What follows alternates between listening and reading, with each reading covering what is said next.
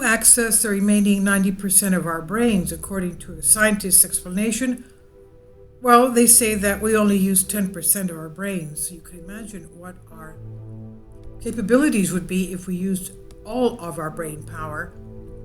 We've read and heard many times that we do not use all of the potential of our brains, and that only a fraction of the forces of our mind are used in our daily lives. Using all the potential of our mind will add a huge creative power to our personality. The question that arises is, how do we gain access to these creative forces? The creative power of the mind is accessible only to the here and now, and we must live in the present and focus our energies to the present moment so that we can truly live our lives to the fullest, be present in life, and have access to the creative forces of the mind. We can only enjoy the happiness and enjoyment of the present moment if our mind wanders to the paths of the past and the future. The opportunities that are open to us in the present will be closed, and we will not be able to access the creative forces of the mind. Instead, we will be found captive of the mind. Being a prisoner of the mind means that we are either prisoners of our past or we live under the influence of an imaginary future.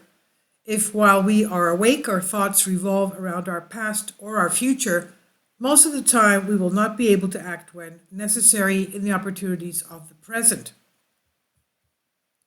Kindly support my Patreon account since YouTube has again demonetized my YouTube channel. The daily posts are 5 videos daily, and they are totally different from what I have on my YouTube channel. Thank you so much for your support and that you find all my content so interesting. You'll find the Patreon account details in the description box below. Most of the time, our minds are locked in the prison of the past by an event, the outcome of which was unpleasant to us perhaps. Our thoughts revolve around this fact. We would very much like to change the course of events or worry about what others will think of us because of our inappropriate behavior in the past moment, etc. Another way to become captive is when our mind fascinates us with an imaginary future or with the image of a desired, ideal situation for us. Then we mobilize all our energies to realize these images, and we tend to miss the opportunities that the present offers us.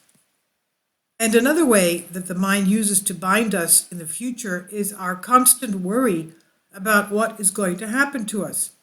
We're afraid of the future. Our minds are constantly creating scenarios, the result of which is catastrophic for us, and we lose our job, we may get sick, our partner leaves us, etc. These are fears that we could have concerning the future. A characteristic dimension of mind captivity is that the mind is essentially rejecting or even hostile to the present moment.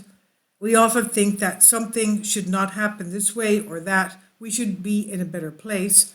We wonder why these things happen to us all the time.